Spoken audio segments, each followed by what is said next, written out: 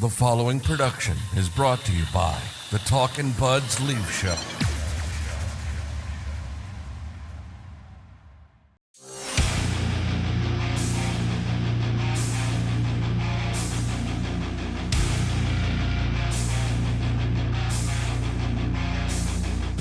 Talkin Buds Leafs Show, back in the saddle. Here we go.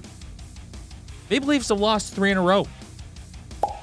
One of those losses was a shootout loss. One of those losses was an overtime loss. One of those losses was the stinker of the season thus far. But they've lost 3 in a row. I was brainstorming about what take I was going to come with today, and I just keep coming back to the same take with this Leaf team that I've said numerous times, and I just feel like after checking Twitter this morning, other people are starting to come around to it, and I'm just going to bring the heat right off the top here. Sheldon Keefe's got to go. When Brad Marchand took liberties with Timothy Liljegren against the Boston Bruins on Thursday night, one of the dirtiest plays you will ever see. Nick Kypreos went on in the intermission and ripped this team for the same things we've seen for years with this core. No fight, no response. The only guy doing anything was Ryan Reeves, who's parked on the bench, who's yipping at Brad Marchand. We talked about in the offseason, if you're not going to change the DNA of this team from a personnel perspective, you needed to bring in a new head coach with a new ideology behind the bench, a new way of looking at and deploying this roster. And you can look up and down the roster and you can point to several guys who have had underwhelming starts to the season. But Several guys. But I'm sorry. This team needs a new voice. I'm so tired of watching Sheldon Keefe and the way he deploys the roster. Yes, we can get on Max Domi and Tyler Bertuzzi and Ryan Reeves and David Kampf and all these guys who signed contracts in the offseason, and we can say, you know what, they've had a rough start. They're not acclimating very well. They don't look very good. And all of that is true. But you can't tell me that it's not the guy behind the bench. He isn't playing a huge role in that. He absolutely is. He absolutely is. And I just, this team needs somebody. Like, I saw a clip last week of Rick talking about the Vancouver Canucks. And he was just like, I don't know what these guys think this is or what they think like we're doing here, but this isn't going to work. And if you look at the last week, the Vancouver Canucks are starting to come around to Rick Tocchet's style. Yeah, he seems like such a cool guy. He seems like such a beauty. It's time. Like I saw a funny take on Twitter last night that I agree with, where someone was like, I wouldn't mind if the Leafs went on like a 5-6 game loser here so we can just gas Sheldon Keefe and be done with it. I wholeheartedly agree. Like, it's over. It's over. I don't want to watch him anymore. I don't want to listen to him anymore. I don't want to watch him put Calle Yarncroc on the top line anymore. I don't want to watch him. Like, I'm done. I'm done with Sheldon Keefe. Treliving kept him because he's a nice guy. You also can't convince me that Brendan Shanahan did not meddle in that decision. He absolutely did. At which point, Shanny, you need to go up and plan the next MLSE event and get the hell out of the hockey operations, or just be the GM yourself. That's what I'm most mad at today. Like, I'm not going to come on here and go, oh my God, this team is this or that. It's still early in the season. They haven't had like an amazing start to the season, but they also haven't had like a piss poor start to the season. They're right there. They're right in the middle. Yeah. But I look at Sheldon Keefe and I go, I'm done watching you. I'm done watching this guy. Yeah, we had that conversation all off season too. It's like, and we had this conversation all last season where it's just like, I've seen enough of Kyle Dubas. This guy cannot do anything other than win a Stanley Cup to convince me that he is the guy for the job. And that's exactly how I felt about Sheldon Keefe coming into this season. It's like, I've seen enough. Like, there's nothing this guy can do to change my mind. I just don't think he's the guy. And we said it from the very start that this guy should not be the coach of this hockey team. They should have started fresh. There is so many probably like ex-NHLers who are coaching in the A right now or coaching in junior or guys who are looking to get like Martin St. Louis got his first job in the NHL. And Montreal looks pretty good for the talent they have. They're playing a system. They're playing the best that they can actually play with the roster that they have. So it's just like Keefe, like it's just, yeah. Like it's, if you go back to the response, I'm over it. If you go back to the response to the Liljegren hit, you can't bring in one guy in Ryan Reeves. Ryan Reeves as one guy actually does make a huge impact in the sense of like other guys. I know there's someone's watching this that is going to yell at me about his expected goals for and how many goals he's been on the ice for. I get all that. But he does play an important role in the sense that like he makes other guys think twice before they go out there and run around. You could even argue that when you saw what Brad Marchand did against the Bruins, when they played against the Bruins. But the team as a whole needs to adapt that mentality. It can't just be one guy. And when you look at this core has been like this forever. So it's not in their DNA to go out there and avenge their teammate after something like that happens to them. They need to be galvanized. If I had a dime for every time we've had this fucking conversation, like I wouldn't be doing this pod right now. But they need to be galvanized. They need to be pumped up. They need, like I said, a DNA, a cultural, a mentality shift has got to take place. Treliving said snot in the offseason. He since regretted that because we've beat it to death. But Sheldon Keefe does not bring the snot. I'm sorry. And if you're not going to change, when they committed to bringing back this core, we know what the identity and the personality of this core is. We know. Something had to change, and changing the general manager wasn't enough. You need to get down at ice level and make a change there. You can't trade out an entire roster of players. You also have a really good core of guys, point-producing guys, elite superstar guys, so I can totally understand why you'd be hesitant to move on from that. But you should have moved on from the coach. You should have moved on. And it's more of the same. I've got to the place with Sheldon where I was with Babcock, where I'm so tired of looking at him. I'm so tired of listening to him. I'm so tired of just watching him. Like, it takes Tyler Bertuzzi not playing well to finally give Matthew Nyes a shot in the top six. He should have been in the top six last week. Calle Jarnkrok should not be on the top line. Sorry. I mean, we've been, one guy never changes the entire complexion of your team in terms of toughness and fighting back and responding to Marchand. That's not toughness. That's just being a human being watching. Imagine your family member just got rocked in the middle of the street and you're just gonna imagine you were just walking down the street, me and you, some guy just laid you out, and I just like looked at you and I was just like, oh. I wholeheartedly believe that there are guys on this Leaf team that if they saw that happen, they would turn and just walk away. That's just like, it's like being at a bar with your buddies and your buddy gets jumped, and what are you going to do, stand there and not help? The shot that is circulating all over Twitter this morning is the shot of Marchand at the bench. Reeves is jawing at him. Is it Bertuzzi? Bertuzzi's smiling. Bertuzzi, that pissed me off more than the guys not saying anything. I think Tyler Bertuzzi is not, we'll talk about Tyler Bertuzzi. We got a lot to say about Tyler Bertuzzi, but let's park Bertuzzi for a second. You look at all the other guys on the bench, the captain of the team, and John's had a great start to the season, but the captain of the team just, like, it's emotionless. It's our power play is our response type crap. Yeah. It's embarrassing. Yeah. This is embarrassing. And no one is sitting there saying, you need to go out and take your stick to Marchand's teeth. No.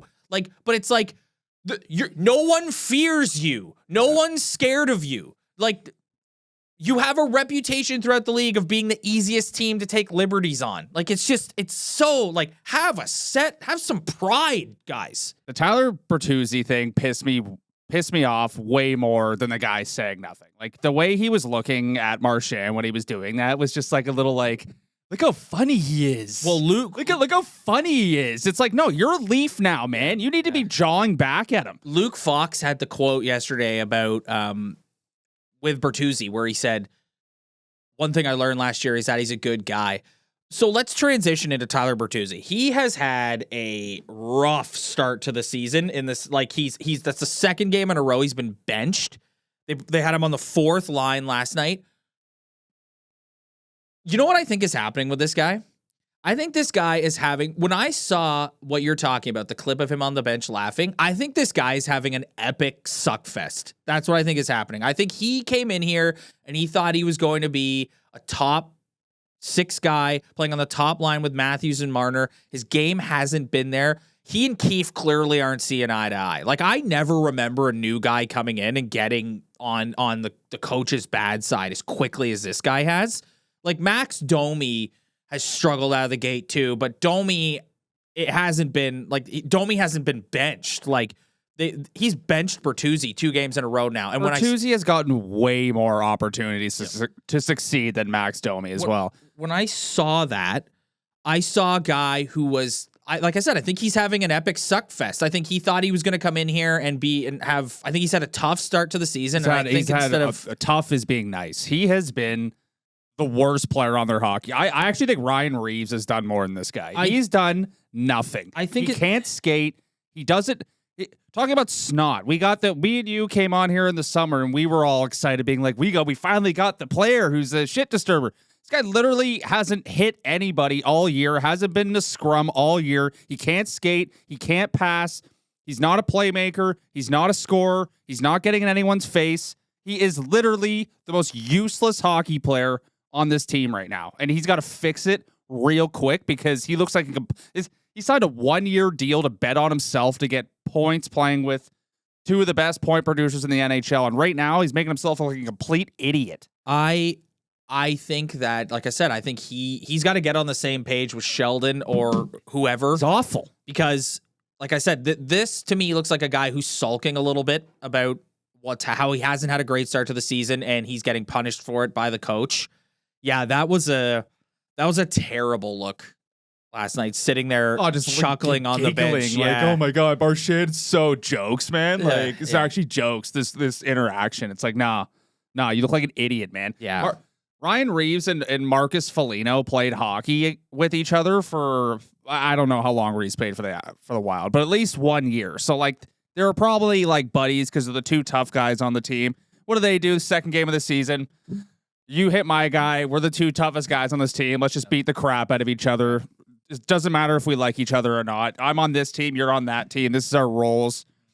What's Tyler Bertuzzi doing? Being like, oh, Marchand's actually such a good guy. Yeah. Such a guy. I think you're right. I think he's salty that he wasn't wearing the other uniform. Yeah. I think he was dying to just screams to strap on the white jersey against Boston. To me, it screams of a guy who is just, like I said, suck fest. That is the vibe I am getting from. He's got no one to blame but himself. I'm not putting any blame on Sheldon Keefe at all for this guy's performance. You've played on the top line. You've played on the second line. You've had a lot of opportunities here. And it's still early in the season. You can still turn around. You can make everybody forget about this in April, but we're not there yet. We're here right now, and you've been awful. Just garbage. It hasn't been good. Word on Timothy Liljegren is that he's going to miss significant time.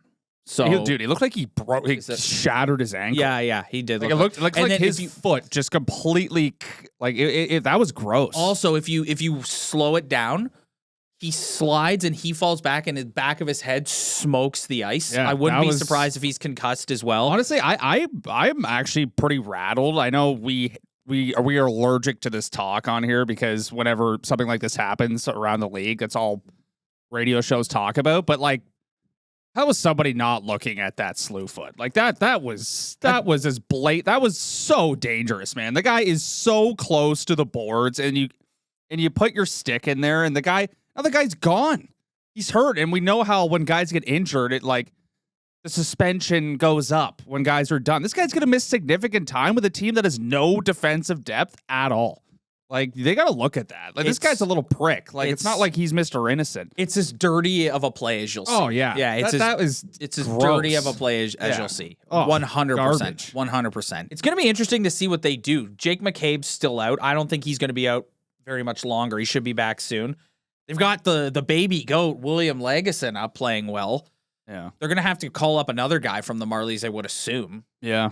I mean, it's just a shame that Connor Timmins isn't healthy, even though I think he's skating. But yeah, they're like, here we go. Already going into the season. Let's get into it here. The depth. Yeah, the depth is just nasty. To me, I would say this early in the season, that's the biggest problem. Is you look up and down, the depth is just not there. Like, let's start with the forwards.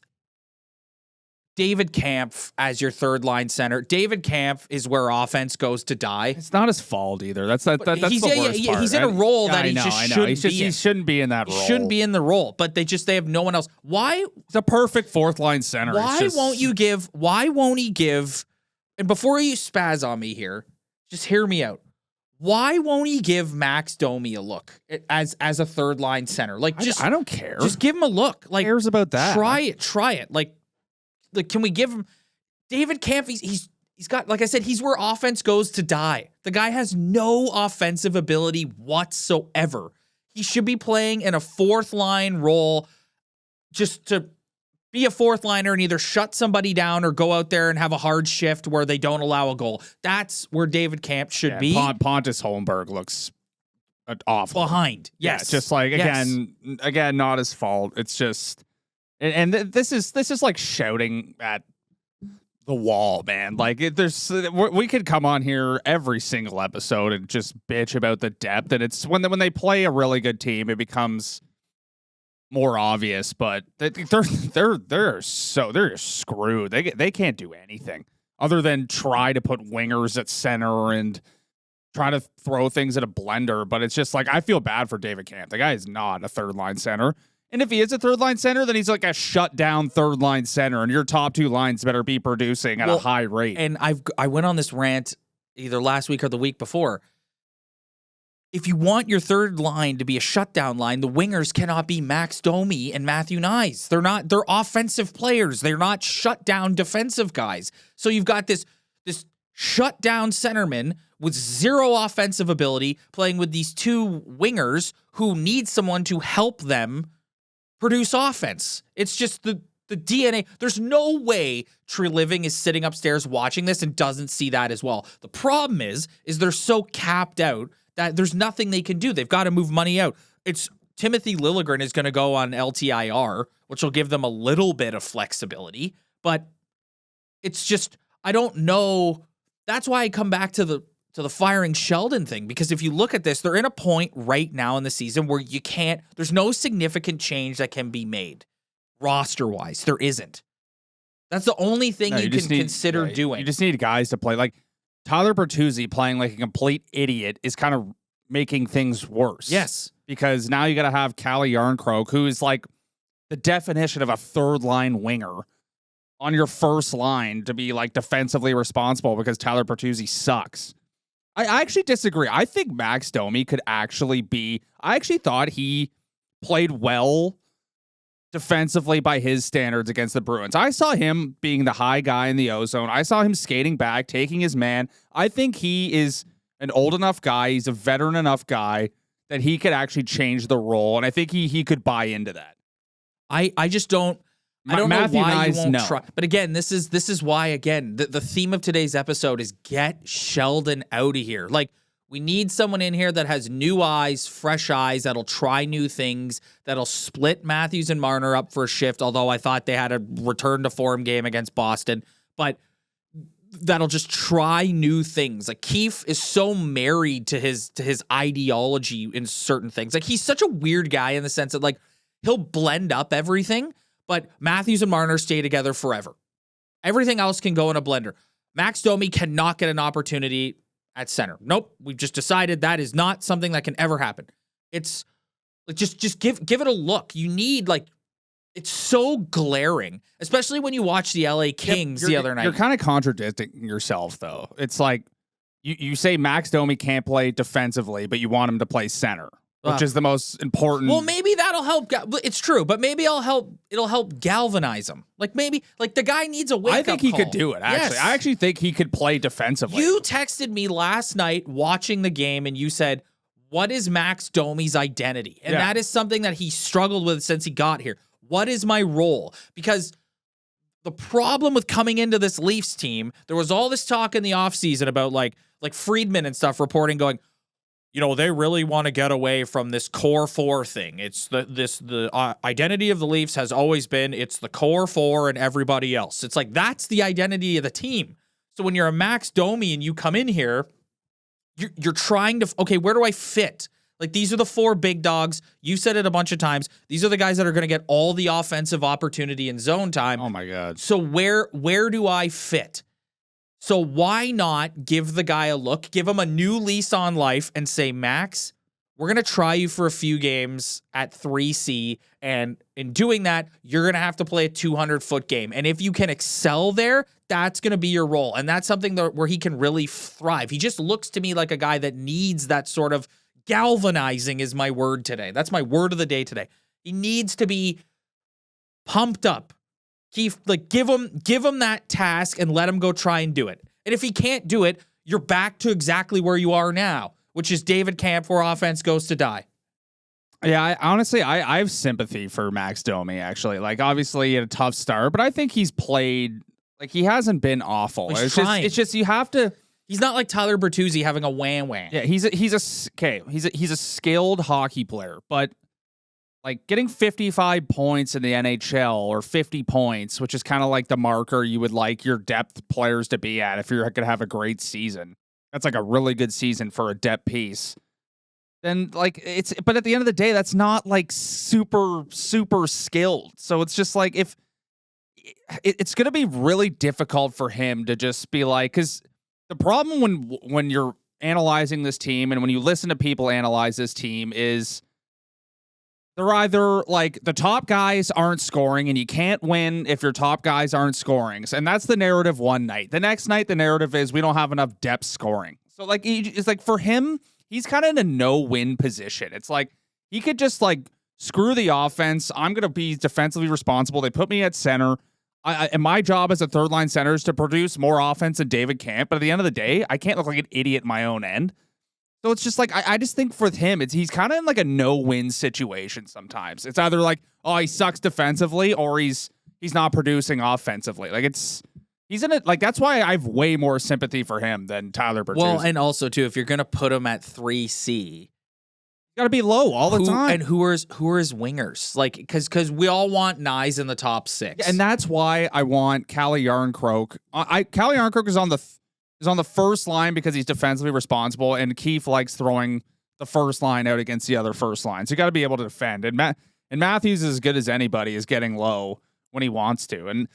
But that's why you kind of want but at the same time, that is an offensive line still. That is more of an offensive line than a defensive line. And I think Matthew Nyes just needs to be put in an opportunity to be as offensive as he possibly can. I think that's why Calle Yarncroke needs to go back down to the third line because he's still defensively responsible and he's not even producing 5-on-5 with that line at all.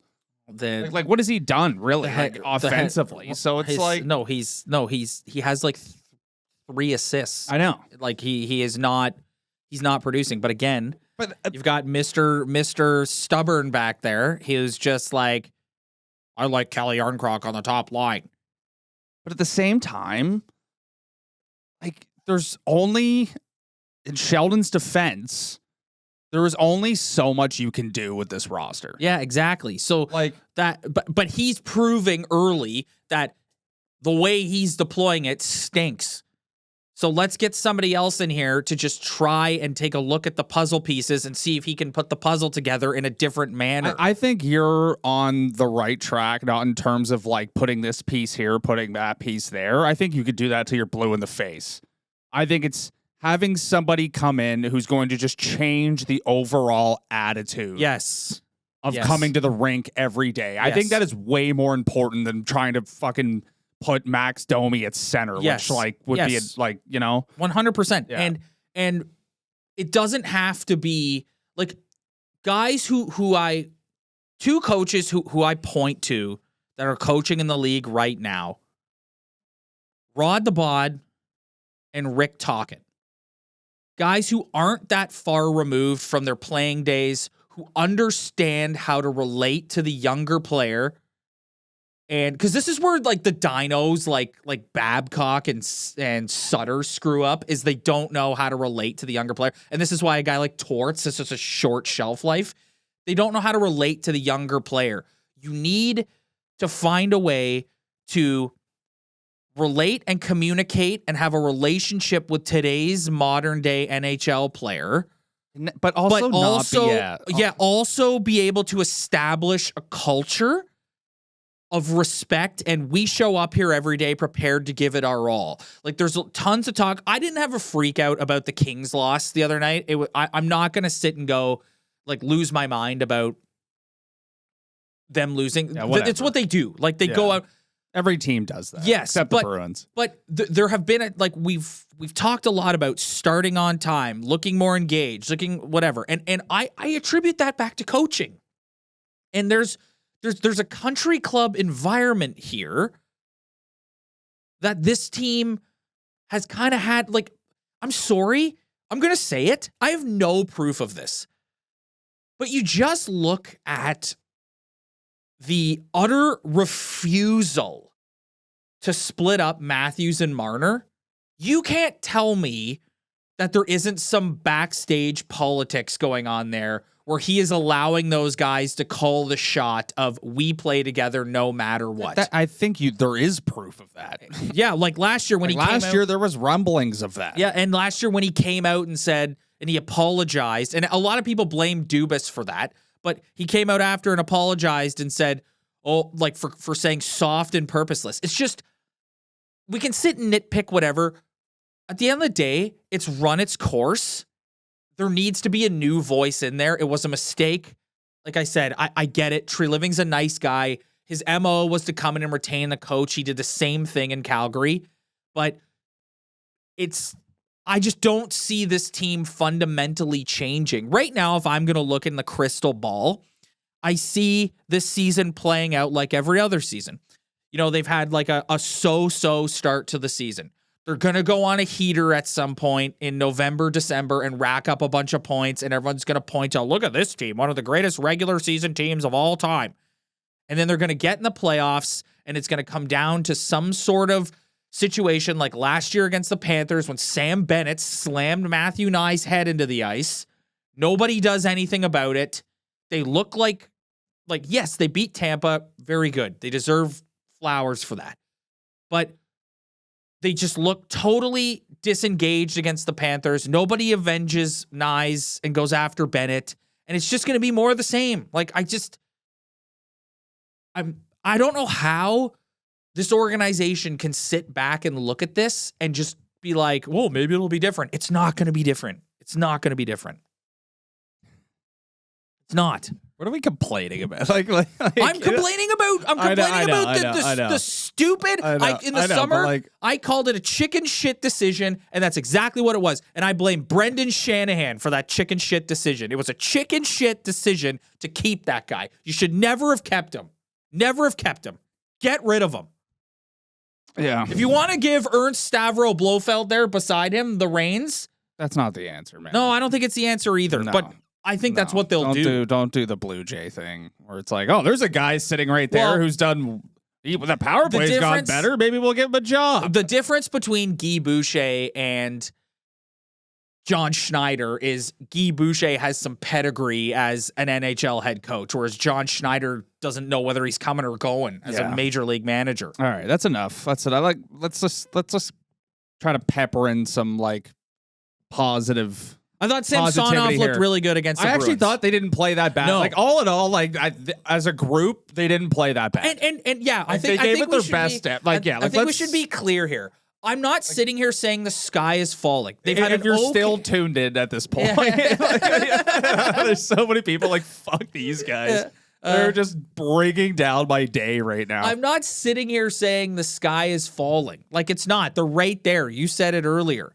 But I just think, like, a change needs to happen to get to the next level. That's the only point I'm trying to say. Yeah. You're right. It's not all bad. I thought they played well. I thought they gave it their best effort. Like, the Boston Bruins are a well-designed hockey team, and they're well-coached. And the reason why they're well-coached is because they have 2 outstanding goaltenders, and they have, even though 3 of them were missing when they played the Leafs, but they have 6 outstanding defensemen. And when you have that, you can really put together a system and be a well-designed, well-structured hockey team.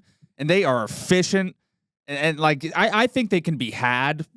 Last year, the Florida Panthers proved that, and everyone thought they were going to be worse, and they're not. But like that team is an efficient hockey team that's built from the net out, and they are a tough to beat. They are a tough win, and then other teams are proving that because they haven't had one regular season loss yet. Culture, Ryan, culture. Far and away, Ilya Samsonov's best game of the season. Far and away, I thought he was really good. They need to get him going. William Lagesson is very impressive thus far. I mean, but he was barely played though compared to the other guys. But he's not out there like he was extremely sheltered in that hockey game. But that's fine. That's fine. He's not out there like Johnny Klingberg turning the puck over every 2 minutes. Hey, well, Johnny Klingberg was the only guy who got in Marchand's face. It's true. We forgot to mention that. He was the only guy who actually had a spat with him, threw him down on the ice. You got to give John. Those are two ugly human beings going beaking at each other. Johnny, oh my goodness. Here's the thing with Johnny Klingberg. He's a funny hockey player. Yeah, man. no. Here's the thing with Johnny Klingberg. Okay, you got to get your head around what Johnny Klingberg is. He's a rover. He's like, but he's such an awkward hockey player. He's a defenseman that has no idea how to play defense, that has offensive upside. The worst part about Johnny Klingberg is that he makes $4.1 million. How old's Klingberg? That's the worst part about 31. 31. It's like he's still like growing into his body. Yes. It's like he's such a lurch out there. Like he's just like, I don't know, like the way he like pivots and turns around to skate backwards or like stick handles. It's like he's got such an awkward body. Like but man, he was the only guy who did anything. Yeah. So he makes me laugh. Like I said, he's not good enough, but he makes me laugh. Klingberg's watching him play defense is like my brain can't process how just like utterly awful he is. But again, I kind of see him, like I said, he's a rover. He's like a mix between a forward and he's a defenseman that has no idea how to play defense. And he can chip in with offense. He's got a lot of good sort of offensive upside. The problem is he makes $4.1 million. If John Klingberg was making 1.4, everyone would be like, that's okay. John Klingberg's the sixth defenseman. One like next year, like he'll be gone. Yes. Bertuzzi will be gone. Yes. Like these are 1 year deals. If they sign him for 4 years, then I'd be like pretty worried. But we had someone comment on our video 2 weeks ago that said, if you want to listen to grown men whine, this is the podcast for you. And we did not disappoint today. We leaned into that today. We did not disappoint. We leaned into that today. Oh, how many people do you think stuck around to get to the 34-minute mark? Yeah. No, not a lot. Which, like, that's the case for every video. But it's, yeah. I mean, we cried. We did cry. But... Oh, it's out of whatever. Let's just get out of here. Yeah, let's just. You're like, we don't need to start. Why am I starting another 4-minute conversation here? Get the fuck out of here, man. All right, we'll be back next week. A lot of good. We flagged this last week, but they're in the midst of like a huge like divisional run here. One thing I will say quickly: when they do play the Bruins, Lightning, hopefully the Sabres, hopefully the Sens, like that compared to them playing the Kings is like the biggest difference for me in terms of enjoying watching the hockey game. Yes, 100%. Yeah. So they gotta string some W's together here because these are all divisional games and they're super important. So we'll be back middle of the week next week to talk about it. If you don't think Ryan and I are insufferable, hit that like and subscribe button below. We really appreciate it. If you're listening to the audio version, leave a 5-star review. Every little bit helps. You can like us or hate us. We pump content out for you every single week. So give us a little thumbs up. And what else should they do? Spread the word. Tell your friends. We really appreciate it. We'll catch you guys on the other side.